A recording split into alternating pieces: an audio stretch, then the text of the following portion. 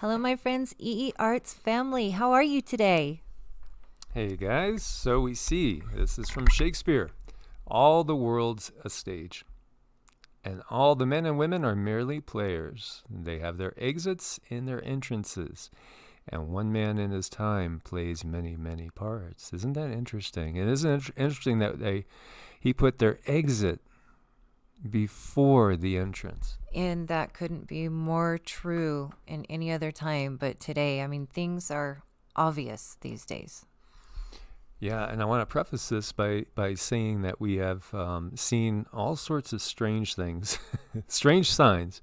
We've talked about The Simpsons. We've talked about, say, the Super Bowl, the halftime shows, the things that Madonna has done. We've seen the book 1900, The Last President, which, again, has a Secretary of Agriculture, Pence, in it. And isn't that curious? Written by the same author who wrote Barron Trump's, Ventures. You can't make this stuff up. You really cannot. And to me, it all points to the divine matrix that we are living in. Once we recognize that we are living in, perhaps, as some scientists have come to the conclusion, a holographic, reality that is a projection. And, we are just simply, as Shakespeare said, players portraying many roles, many different roles over time. And in a lot of ways, to make that recognition and that conclusion is very helpful. So 1776, a very famous year, the American Revolution and the birth of the United States. And we're looking next at Pluto, the great renewer. We are going into a another interesting astrological time period. We've talked about the fact we got two eclipses coming up. We have an eclipse, a lunar eclipse on the 30th, and this is really going to be telling and revealing. We talked about how around the 20th, looking at President Trump's chart, things were going to start to turn into his favor. And then with the eclipse on the 30th, great things are going to be revealed. And then we have the solar eclipse on the 14th, and that's the same time when everything is due election-wise to be all certified so that the inauguration happens. And then we have also the grand conjunction, with Jupiter and Saturn. And that's a 200 and something year event. It happens every 20, but since it's been over 200 years, again, since we had it going into a different sign. There's so much going on. There's so much going on. And the astrology for December is that it can be perhaps December, the events that go on there will be equal to or greater than everything we've had so far this year. Well, it's really incredible because now enters Pluto, and Pluto is a planet who's going to literally turn everything over and shine light on all of these things that we didn't really know were happening, we thought might be happening. And it's just going to kind of fillet everything out for you so you can see, oh wow, this is happening, and this is happening, and it's not going to leave any stones unturned. So we're going to have a new realization and a new revelation with Pluto. Now, I don't study Pluto. I'm just Vedic astrology. I only work with the 7 planets, but then there's Pluto and Neptune and Uranus in Western astrology, and they're used for like generational moves. And this is a every 244 year transition. Yeah, so people don't usually have a full transition of Pluto in our personal charts, but the country does, and this is going to be the country's first transition. And so, as you see here, just talking about the energies, radical change in consciousness, death and resurrection, all right, endings and beginnings. Now, there you go again, endings before beginnings. Isn't that interesting? Mm-hmm. Isn't that interesting? Achieving spiritual goals, shedding of old personal aspects, purging, digging below the surface to reveal what's hidden, and learning secrets. Mm-hmm. It's all about inner journey and transformation. So the country is going to be experiencing its first Pluto return. And change is a deep and sometimes painful realization that the previous things that have gone on have not been perhaps the original intention. So as we see, would we say that the country is what the founding fathers envisioned at this moment? I don't think so. Oh, absolutely not. No. No. So, this is going to accelerate everything that we have been watching. And so we started this transition February of 2020, and it won't complete until 2026, interestingly enough. And of course, we have, if you guys looked at DEAGEL, they do a forecast in 2025, which shows that the population of the United States is only 99 million. Well, we have 330 million people right now. So part of it could be maybe that the United States is not going to be the same thing anymore. Maybe there won't even be United States of America. We had the Confederate States of America for a short while, and perhaps, as we were showing yesterday, we were getting from the galactics that it's going to be split up into different sections. Right, and when they were showing me the United States, they were showing me that the states were actually dissolved out, and it was just cut up in a few pieces. So you can liken this energy to, if you guys watch Harry Potter, the evil Voldemort, or if you're Star Wars fans, Darth Vader being all rolled up into one. Pluto reveals where our shadows lie. It points to the things that will eventually come back around to haunt us until they are completely destroyed. In truth, nothing ever really disappears in the universe. It just simply changes form. And as we know, we are consciousness. And consciousness, is something that it just changes. Well, it's an extremely healing energy. So if we're lucky enough to be here during this Pluto return, we're going to have a lot of things in our own personal lives that get brought to the surface for healing. And it might seem extremely painful, but it's very healing. Yeah, we've been talking about the need to let go. And, this is going to accelerate that process. This is like, say you're a little child and it's time to let go of your blankie. You got a blankie, a binky, whatever it is. There's something that you're holding on to and you're not ready to take that step because, you just still need it. You think you need it. Well, this is when, mom or dad says no and they just rip it out of your hands. Yeah. Which can be very, very tough. But that's the type of energy that we have going on right now. So a Pluto return is a lot like a wrecking ball. No more fiddling around with the deck chairs while the Titanic is sinking.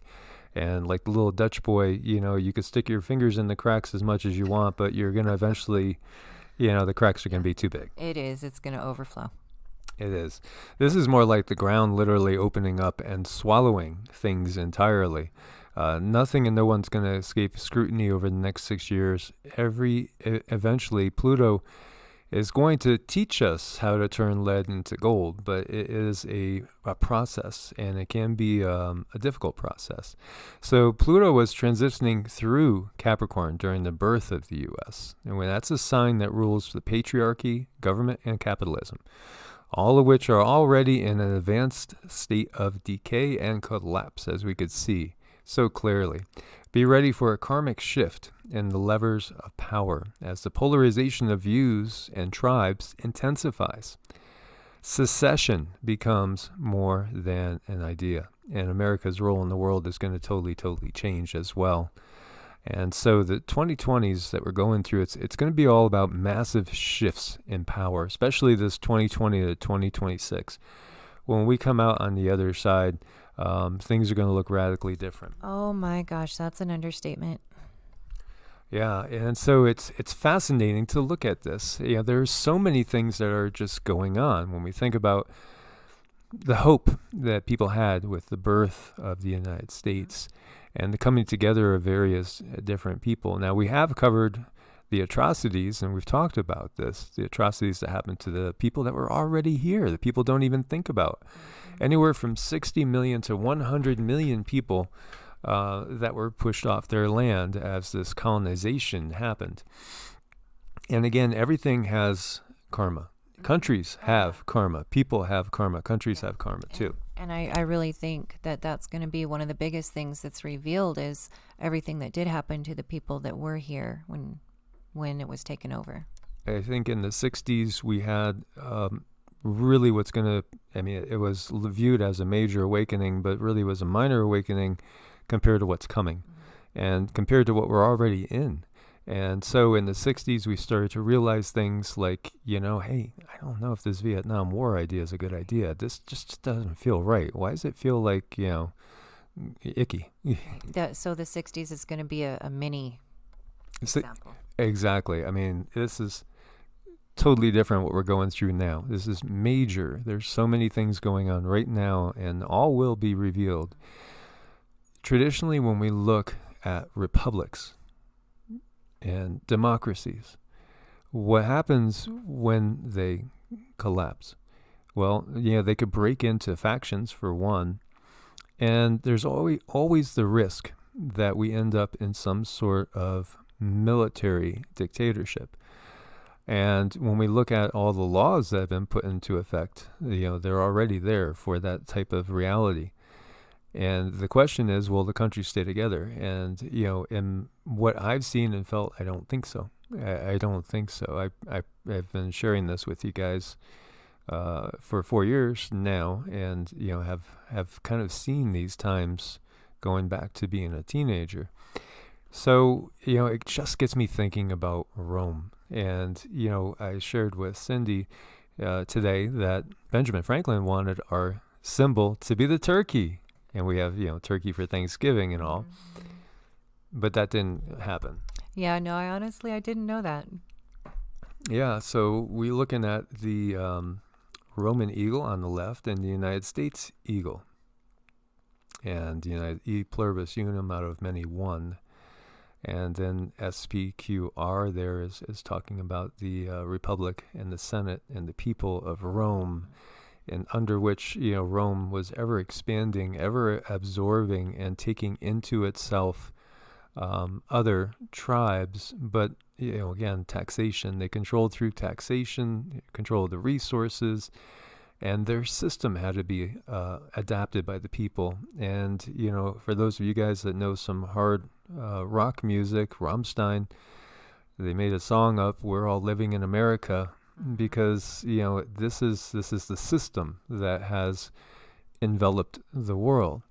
And Rome, again, had a Senate, and Rome went through a major transition period, at the time of Julius Caesar's rising, as we see Caesar here, who, ended up becoming the emperor, and the Republic, was really no more. And it became a dictatorship under him and then under the other Caesars. And by the way, July and August are 2 months that are named after the Caesars, Augustus and Julius. And Octavian was one of the ones with the most impactful reign. But Caesar, even though he was eventually assassinated by his own, and I don't know how many times he was stabbed. Interesting, to look at the parallels in history, because history repeats itself. And, people come back and play different roles. They do. They really do. I mean, I am definitely a believer in reincarnation. And many, many other people are. And there's even references to it in the Bible. There's most definitely clear explanation of reincarnation in most Eastern traditions. So, yeah, is Caesar in this world? Has he come back? I wonder. I mean, are there other characters from our past history that are back again? And in the video I put up over on Evolutionary, somebody made a comment saying that President Trump's not smart enough to be a time traveler. That's, I was doing that video a little tongue-in-cheek, saying basically there's a matrix here. There's a drama. This is a play. Again, going back to Shakespeare, I want to bring this back because people take things too literally all the time. They just, can't see through. All the world's a stage, and all the men and women are merely players. They have their exits before entrances. Interesting. And one man in his time plays many, many parts. So why do we bring that up? Well, the rise and fall of Julius Caesar. He took advantage of the chaos that was going on, the political turmoil in Rome, and was named dictator. He was out there conquering land after land in the name of Rome, and eventually all that was really done in his own name as he took power completely. And he initiated a series of reforms that offered the Roman citizenship to conquered people and created new jobs. He was very beloved by the people. I mean, they adored him. They adored him. Now, the population, I should say, the powers that be, the already powers that be, the senators and the Senate, feared his popularity and power as a dictator of Rome. So they were very resistant to him and very concerned. And they didn't want to lose their own power. They were the power. They were the control. These families, sometimes these people in these families, they just pass power to other people in their families. So it was an aristocracy that was going on. And we do have people in the Senate to this day that have been in there 20 and 30 years. And, it's just their birthright. So we see a lot of parallel. We do see a lot, and I think it's really important to note that everything back then looks so much like things are now. It's almost like Rome never really went away. It didn't. It just transformed, and it basically controlled through the church. Now, we talked about 1900, the last president. You see here, this is the PDF. I'll put the link there. Secretary of Agriculture is Pence. Right? Isn't that curious? And this is, again, 1900 last president, which really it talks about, it feels like it's talking about these times, even though it was talking about 100 years ago, and it was written, 125 years ago, I believe, by the author of the Baron Trump Chronicles. Can't make it up. So when Caesar, he didn't originally just get the power, he had to kind of fight for it. And so he had a political adversary there, and his adversary's name was Pompey. Isn't that interesting? Pompey. Do we know anybody named Pompey? Well, we have a Mike Pompeo. Now, they're on the same team, but then again, as we go back again, all the world's a stage. All the men and women are merely players. They have their exits and their entrances. One man in his time plays many parts.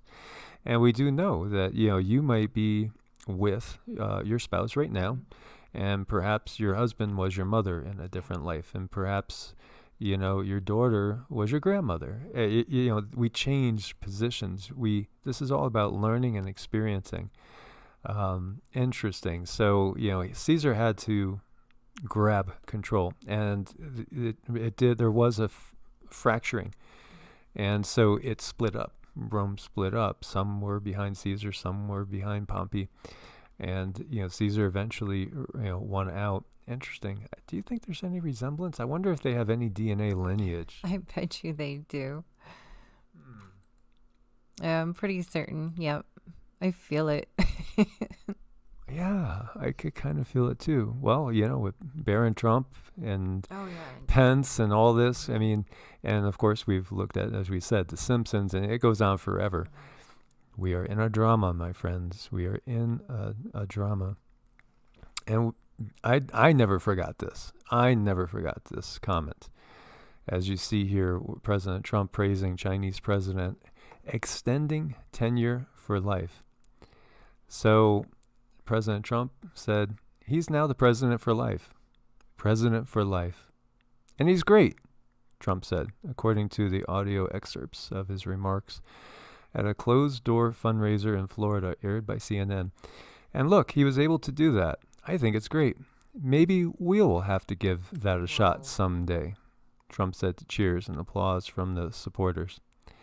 So it's not clear if Trump, 71, was making the comment about extending presidential service in jest. The White House did not respond to a request for comment later. So, he said, I think that's great. Maybe we'll have to give it a shot someday. Interesting. And then he put out a video, too, that showed Trump 2020, 2016, 2020, 2024, 2028, 2032, 2040. And so I posted that, and of course there were people that took offense, because there are people that worship President Trump, and believe me, I am not pro-Biden at all, because I equate that with, just still going down that straight path to oblivion, of absolute, control, Big Brother everywhere. Not that, I think what we have here is a perilous road that's diverging into several perilous paths, and all of them are perilous. And so is as we've said, again, at the top, there are puppet masters that are controlling everything. When President Trump, in 2016, October 2016, I started to feel, really nervous. Well, before the 2016 election, I started to feel really, really nervous, because I felt like this energy that was telling me that there's going to be a World War III if Hillary Clinton gets in. And so, I just didn't really have an opinion, because I've never voted for either a Democrat or a Republican in my life, because I know both sides have been controlled. But I knew if Hillary gets in, we're heading straight to that WW3 scenario. So when President Trump won, I breathed a sigh of relief, thinking, well, at least we have 4 more years. It gives us some time. Although, what came to me through the guides was Trojan horse, and that we will end up with the country being no more. And there's going to be a huge change, and we are going to go into a different form of government. And I saw that it's going to be a military control government. So this was way back, right at the first election. So, again, do we sometimes have to pick the less hazardous path of the two? Yeah. Well, absolutely we do. And that's where it comes into raising your own vibration for a better outcome, because we want the highest outcome possible. And it actually starts with us, for us to take responsibility for how we behave and how we respond to things. Because in the overall picture, that's going to help. That's really going to matter. And what has to happen is the whole system has to be broken down. That is the ultimate. You can't patch this. You cannot patch this. This is broken, and this is what the Pluto transit is going to reveal. That it's irreparable. You can't put this back together. Again, why are you rearranging the chairs on the Titanic? It's going down. And it's the same thing with the little Dutch boy. It's time to get away from the dam, because the dam's going to break. And doing that in whatever manner is best for you and your family. Recognize, the times that we're in here. And these are times of tremendous, tremendous change. So, what's going to be the outcome? Well, we might have more than one person in control. And there might not be a united 50 states anymore. And all things might be revealed, and we might learn a few things. And, who knows? I think it's going to be really interesting and jaw-dropping. It is. When you look at President Trump's chart, it shows him gaining power above where he's been. When you look at Biden's chart, like around inauguration, it shows him gaining some power too, which is curious. So, what does that mean? And as we've seen, like when we're getting these visions from the galactics, again, it looks like the fracturing is underway. So, where do you want to be? And what are you going to do? That's up to each to decide. And again, as we said, this is just for entertainment purposes, as our buddy Rex always says at Leak Project. All these things may appear to be solid facts, but it's just for entertainment purposes. Disclaimer, disclaimer, disclaimer. Go with your own instinct. Go with your own intuition. Develop it by going within and having a good, solid spiritual practice on a daily basis. As I've shared, with Cindy and I, that's our number one thing. And that's what we prioritize, number one, and helping others throughout these times too, because, these are obviously times of incredible change. And the road ahead is one that is most definitely going to be jaw-dropping, and it is going to be one just like a roller coaster. You're clutching onto that seat as tightly as you can. Yeah, sometimes you might feel exhilaration and sometimes you might want to cringe, but, just hang on. Yeah, this is going to be an interesting time period. And it's all about breaking down of all these old structures that are no longer serving the planet, no longer serving our spiritual growth. And I mean, every single person, every single animal, every single bird, every single fish on this planet, there's this system is not one of benevolence, compassion, love, and light. So the entire system needs to change. And, as we were talking about songs, talk about a Tool song, if we don't turn it around and change this, then Mom will.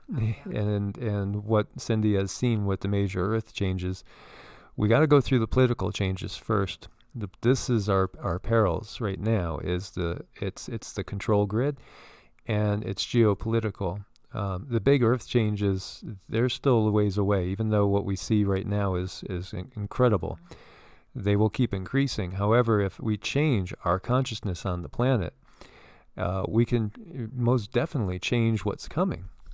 Oh my gosh, we can. We can change it more than I think we know. We have more power than we know. And it's sad that that's been kept hidden from us for so very long, but that's another thing that's going to be revealed. Yes. So Pluto is going to reveal all this and even more. And again, be cautious and wary about falling under the spell of the cult of personality, to where we worship somebody as if they are a god. For Caesar was no god, and none of the ones that came after him.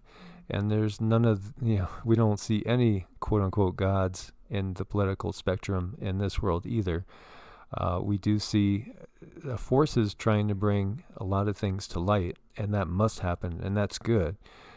So we don't want any more of the status quo, because the status quo is a straight road, a long straight path to losing all freedoms, all liberties, and ultimately being assimilated into the Borg. It really is. And these times are very, very important that we raise our vibration and work through these times. Baby steps if you need to, and really recognize that this truly is a play, all this political stuff that's going on out there. Don't get sucked in. Don't lower your vibration. Don't be divided. Guys, thank you so much for being part of this family. We love and appreciate you, even those with, divergent belief systems and thoughts. If it wasn't meant to be such a universe of diversity, then we wouldn't have the diversity we see. We're not meant to be all the exact same thing. There's beauty in diversity. And we will find our unity through diversity as well. So thank you for your support on Ko-Fi and Patreon. God bless and namaste. God bless and namaste.